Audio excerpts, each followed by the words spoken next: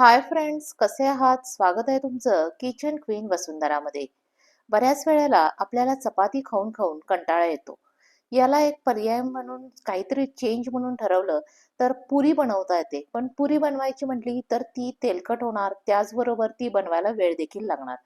तर अशा वेळेला थोडासा चेंज म्हणून आपण या प्रकारची रोटी किंवा फुलका असा हा बनवला तर तो एक उत्तम पर्याय असू शकतो. डाएट कॉन्शियस लोकांसाठी फुलका हे एक बेस्ट ऑप्शन असू शकतो. तर असा हा फुलका कसा बनवायचा ते आपण आज पाहणार आहोत. तर हा फुलका कसा बनवायचा हे जाणून घेण्यासाठी व्हिडिओ आहे तो शेवटपर्यंत पहा आणि चॅनलवर जर नवीन असाल तर चॅनलला सबस्क्राईब करा. त्याचबरोबर शेजारचा बेल आयकॉनवर क्लिक करायला देखील विसरू नका, जेणेकरून तुम्हाला इथून पुढच्या सगळ्या रेसिपीचे नोटिफिकेशन आहेत ते मिळून जातील. तर खूप वेळ न घालवता आता आपण प्रत्यक्ष कृतीला सुरुवात करूया. या ठिकाणी आपण जो काही फुलका बनवणार आहोत त्यासाठी आपण गव्हाचं पीठ जे आहे ते वापरणार आहोत. या ठिकाणी मी 1 बाउल होईल इतकं गव्हाचं पीठ घेतलेलं आहे. गव्हाचं पीठ घेताना आपल्याला ते व्यवस्थित असं चाळून घ्यायचं आहे. हे गव्हाचं पीठ मी एका थाळीमध्ये काढून घेतलेलं आहे. या गव्हाच्या पिठामध्ये आपल्याला चिमूटभर असं मीठ जे आहे ते ऍड करायचंय, जेणेकरून फुलक्याला आपल्या छान अशी चव येईल. गव्हाचं पीठ कोरडं असतानाच त्यामध्ये मीठ जे आहे ते आपण व्यवस्थित मिक्स करून घेतोय, जेणेकरून ते सगळीकडं व्यवस्थित एकसारखं लागलं जाईल. मीठ घातल्यामुळं आपल्या फुलक्याला थोडीशी छान अशी चव येणार आहे. मीठ सगळीकडे व्यवस्थित असं चांगलं मिक्स करून झालेलं आहे. यानंतर आपल्याला फुलक्यासाठी लागणारी जी काही कणिक आहे ती मळून घ्यायची आहे. थोडं थोडं पाणी ऍड करून आपल्याला कणिक जी आहे ती व्यवस्थित अशी मळून घ्यायची आहे. कोणत्याही पदार्थाचा मऊपणा जो आहे तो ती कणिक असू दे किंवा ते पीठ असू दे, आपण कसं मळून घेतोय याच्यावर डिपेंड असतो. त्यामुळं थोडंसं आपल्याला कणिक मळताना थोडेसे एफर्ट घ्यायचे आहेत. थोडीशी मऊ ती तिंबून तिंबून अशी आपल्याला मळून घ्यायची आहे.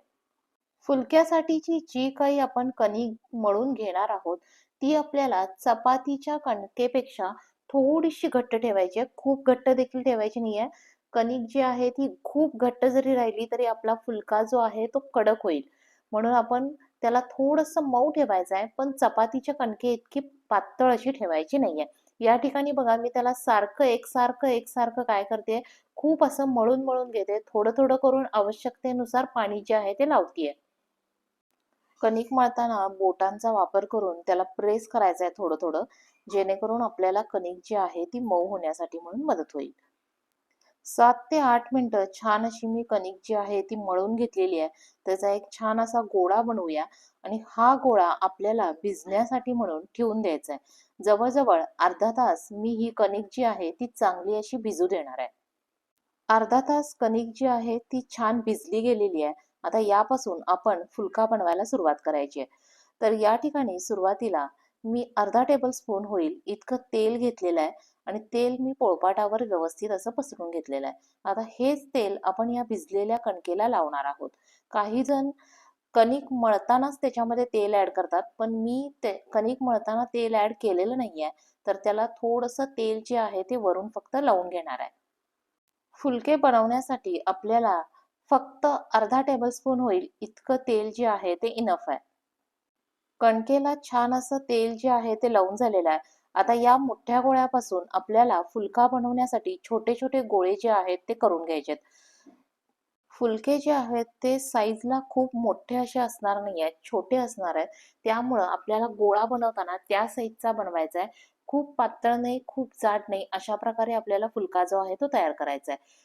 तयार झालेला गोळा जो आहे तो मी कोरड्या पिठामध्ये थोडासा डीप केलाय आणि बाजूला ठेवलेला आहे. अशाच प्रकारे दुसरा गोळा देखील मी तयार करून घेतलेला आहे आणि उरलेली कणिक जी आहे ती तशीच ठेवलेली आहे.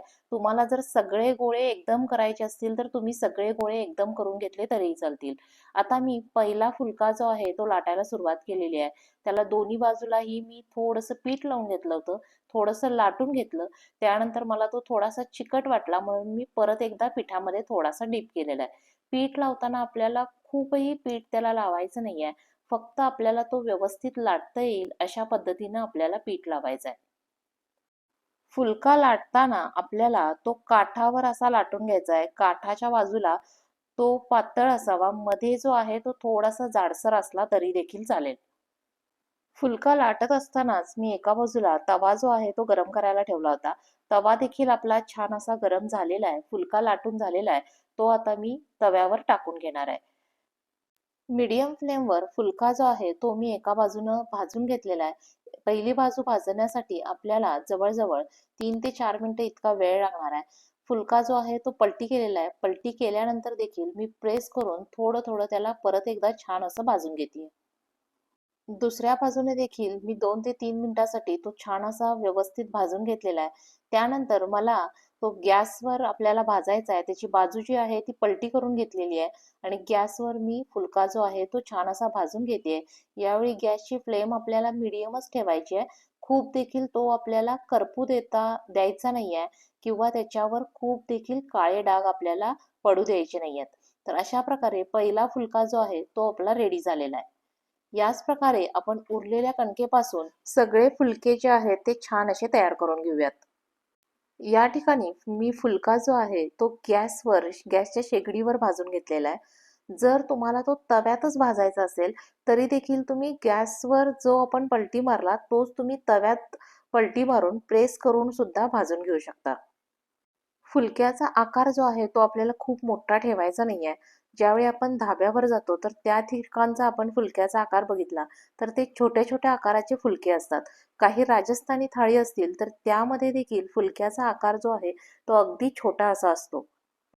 फुलका लाटताना खूप पातळ नाही, खूप जाड नाही अशा पद्धतीने तो आपल्याला लाटून घ्यायचा आहे. जेणेकरून तो कडक असा होणार नाही. चपाती असो किंवा फुलका असो, याचा लुसलुशीतपणा जो आहे, तो तुम्ही कणिक कशी मळता याच्यावर अवलंबून असतो. त्याचबरोबर गॅसची फ्लेम देखील तितकीच महत्त्वाची आहे. फुलका तव्यामध्ये पलटी केल्यानंतर आपल्याला तो वरून प्रेस करून थोडा-थोडा असा दाब देऊन भाजून घ्यायचा आहे, ज्यामुळे तो सगळीकडे व्यवस्थित असा भाजला जाणार आहे. दुसरा फुलका देखील दोन्ही बाजूला व्यवस्थित भाजून झालेला आहे. आता तो मी गॅसच्या फ्लेमवर परत एकदा पलटी करून शेकणार आहे. या ठिकाणी मी डायरेक्टली बर्नरवर फुलका जो आहे तो शेकून घेते. जर तुमच्याकडं पापड भाजण्याची जाळी असेल तर त्यावर देखील फुलका जो आहे तो दुसऱ्या बाजूनं व्यवस्थित असा भाजून घेतला तरी देखील चालेल. या फुलक्याला देखील बघा आपल्याला खूप डाग असे पडलेले दिसत नाही आहेत. व्यवस्थित जसा ढाब्यावर तयार होतो तसा फुलका जो आहे तो रेडी झालेला आहे. फुलका ज्यावेळी आपण भाजून घेणार आहोत त्यावेळी तो आपल्याला कॉटनच्या कपड्यावर असा आपल्याला ठेवायचा आहे, ज्यामुळे त्यातली वाफ जी आहे ती निघून जाईल. तुम्हाला या फुलक्याला जर तूप लावायचं असेल तर तो भाजून झाल्यानंतर थोडंसं तूप लावलं तरी देखील चालेल. तर अशा प्रकारे फायनली आपला फुलका जो आहे तो खाण्यासाठी म्हणून रेडी झालेला आहे. कोणत्याही भाजीबरोबर तो तुम्ही खाऊ शकता.